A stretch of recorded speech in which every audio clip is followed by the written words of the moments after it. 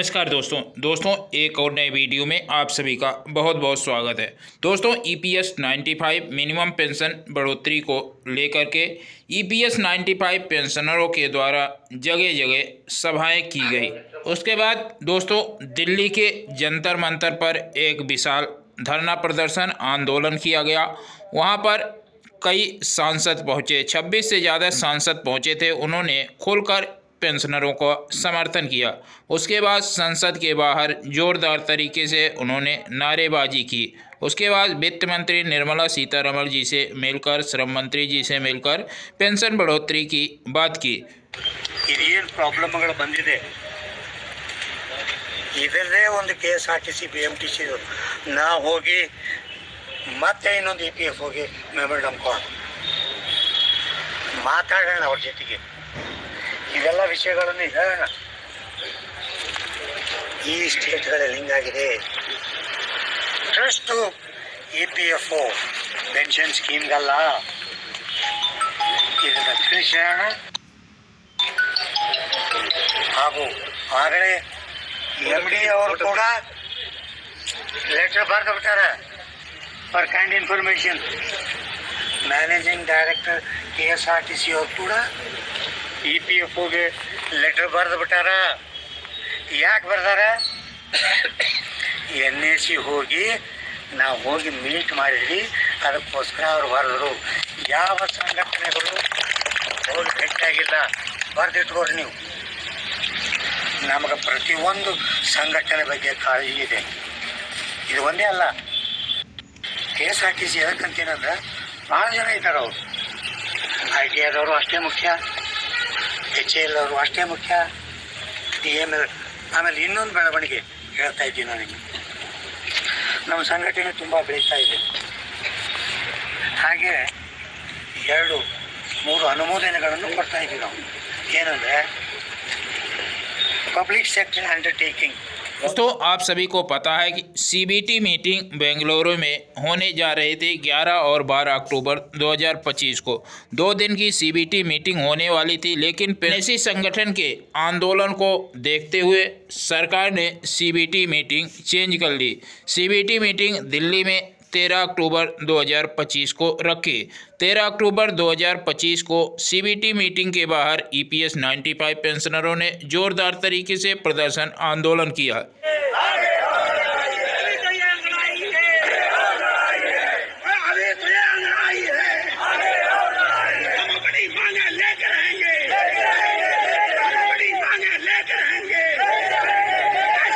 दोस्तों पेंशनरों के आंदोलन से घबराकर श्रम मंत्री मनसुख मांडविया जी ने अपने EPFO के अधिकारियों के द्वारा NAC संगठन के वरिष्ठ नेताओं को बुलाया। NAC के वरिष्ठ नेता पहुंचे श्रम मंत्री जी के सामने और EPFO के अधिकारी मौजूद रहे। वहां पर पेंशन बढ़ोतरी को लेकर के विस्तार पूर्वक बातचीत हुई, हायर पेंशन को लेकर के बातचीत हुई और मिनिमम पेंशन को भी लेकर के बातचीत हुई। इस पे क्या कुछ निष्कर्ष निकला, इसके बारे में आप सभी को पहले भी बताया जा चुका है और श्रम मंत्री जी से लिखित में आश्वासन मांगा गया, तो श्रम मंत्री जी ने लिखित में भी आश्वासन दे दिया है। दोस्तों देख सकते हैं श्रम मंत्री जी के द्वारा ही यह आश्वासन पत्र भेजा गया है।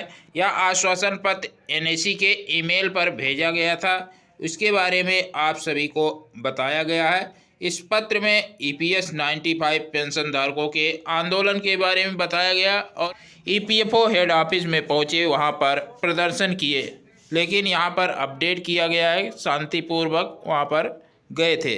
लेकिन दोस्तों आप सभी को पता है कि EPS 95 पेंशनरों ने जोरदार तरीके से धरना प्रदर्शन आंदोलन किए और नारेबाजी भी किए। उसके बाद श्रम मंत्री जी ने घबरा करके ही NAC संगठन को बुलाया और पेंशन बढ़ोतरी का वादा किया। दोस्तों इस सब के बारे में NAC के राष्ट्रीय मुख्य समन्वय रमाकांत नरगुण जी ने बताया है क्या कुछ हुआ EPS 95 पेंशन धारकों की पेंशन बढ़ोतरी को लेकर के। पेंशन बढ़ोतरी होगी या नहीं होगी, पूरा विस्तार पर पूर्वक बताया है रमाकांत नरगुण जी ने। आइए सुनते NAC के चीफ कोऑर्डिनेटर रमाकांत नरगुण जी से। ಹಾಗೂ ಅಮರ್ ಅವರೇ, ಸೋಮಶೇಖರ್ ಅವರೇ, ಇಸ್ಕೋ ಶ್ರೀನಿವಾಸ್ ಅವರೇ, ನನ್ನ ಆತ್ಮೀಯ ಮಿತ್ರರೇ, ಈಗ ನಾವೇನು ಇಲ್ಲಿ ಕಲ್ತಿದ್ದೀವಲ್ಲ, ನಾನು ಯಾವ ಥರ ಕಲಿತಾ ಇದ್ದೀನಿ ಅಂದರೆ, ನಾವೆಲ್ಲರೂ ಅಣ್ಣ ತಮ್ಮಂದಿದ್ದಂಗೆ.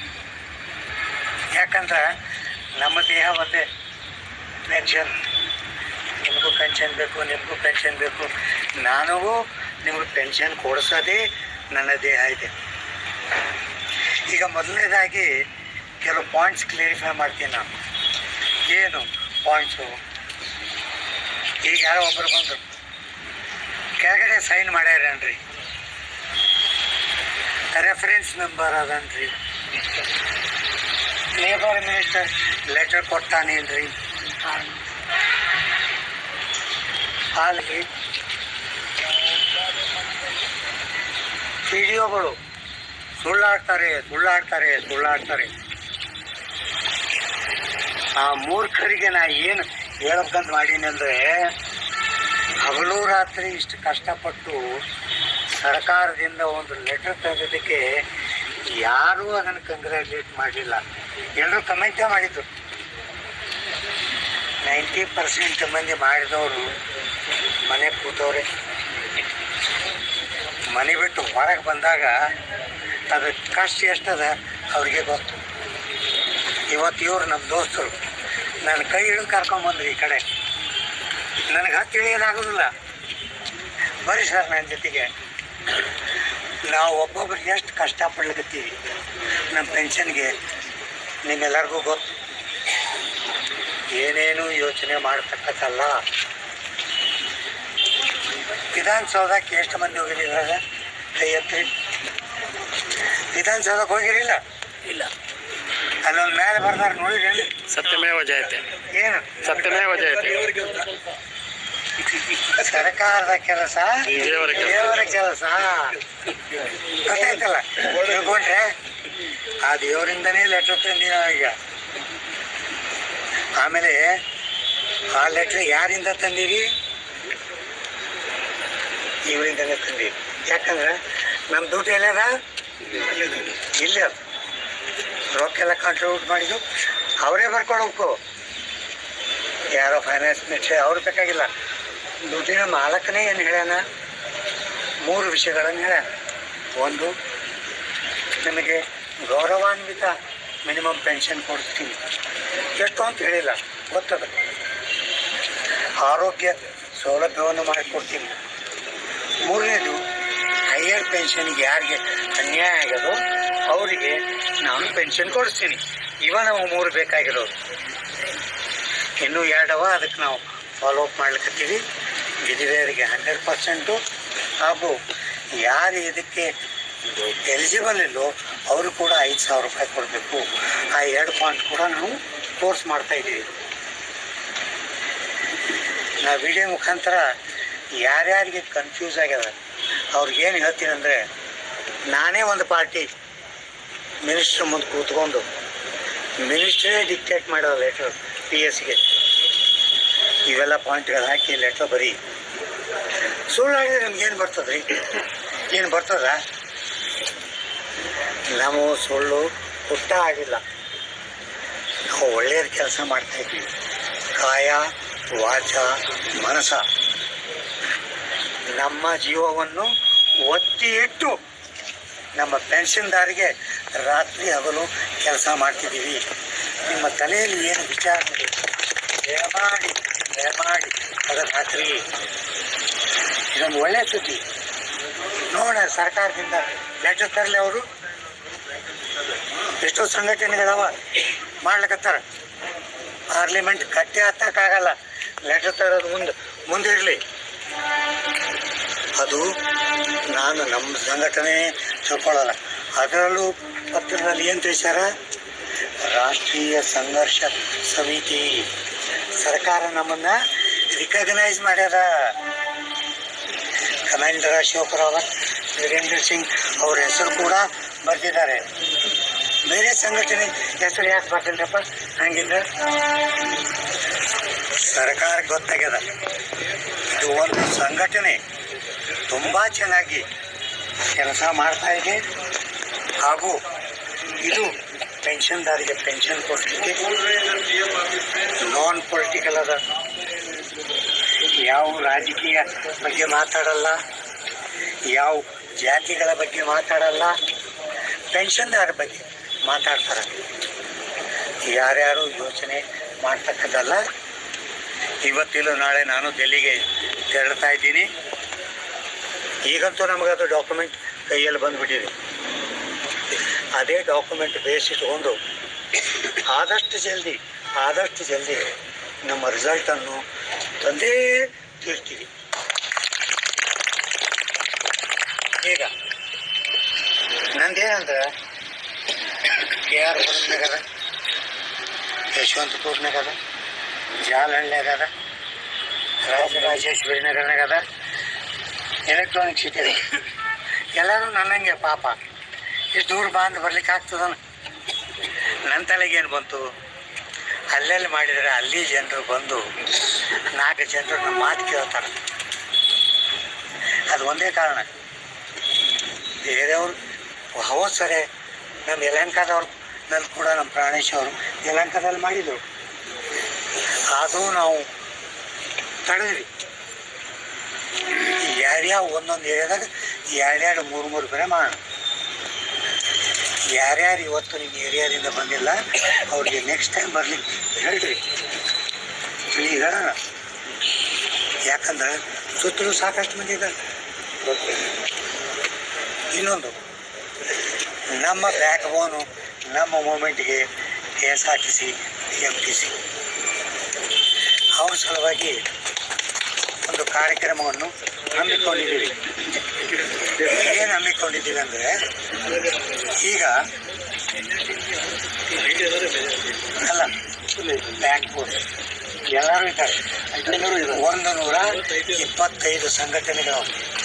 ಅದರಲ್ಲಿ ನಮ್ಮಲ್ಲಿ ಮ್ಯಾಕ್ಸಿಮಮ್ ನಮ್ಮ ಜೊತೆಗಿರೋರು BMTC KSRTC, ಯಾರ್ಯಾರು ಇಲ್ಲ ಅಂತ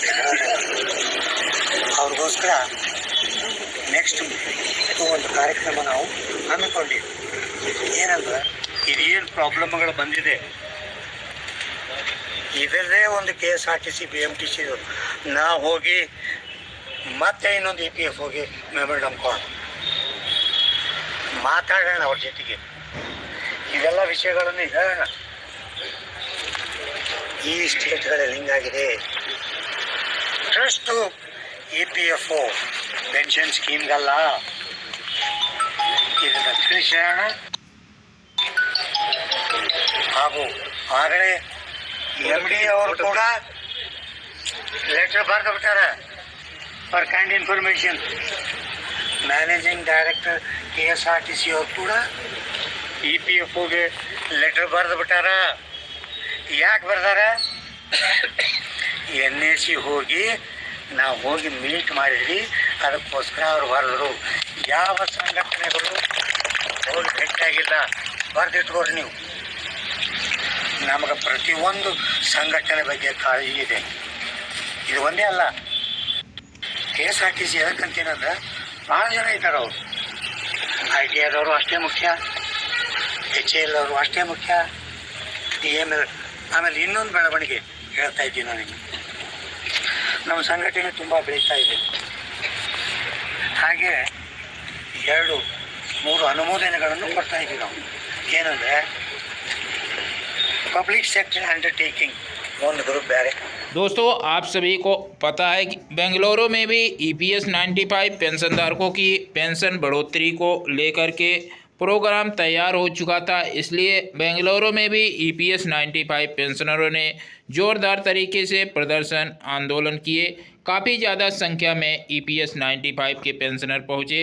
जैसे कि आप इन तस्वीरों में देख सकते हैं, पूरा पार्क खचाखच भरा हुआ था। इसी संगठन से घबराई सरकार इधर उधर CBT मीटिंग की डेट चेंज की।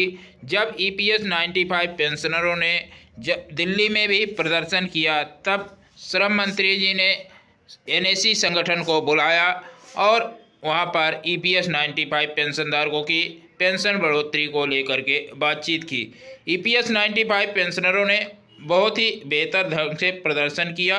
दिल्ली के EPFO हेड ऑफिस इसकी दुबई नगर में तो 95 पेंशन का मुद्दा सीबीटी मीटिंग में रखा भी नहीं गया था, लेकिन ईपीएस 95 के पेंशनर एनएससी संगठन कमांडर अशोक रावत जी के नेतृत्व में जिस प्रकार से प्रदर्शन आंदोलन किया गया और सरकार पर जबरदस्त दबाव पड़ा, तब ईपीएस 95 पेंशनधारकों की पेंशन बढ़ोतरी का आश्वासन दिया गया है, वो भी लिखित में दिया गया है।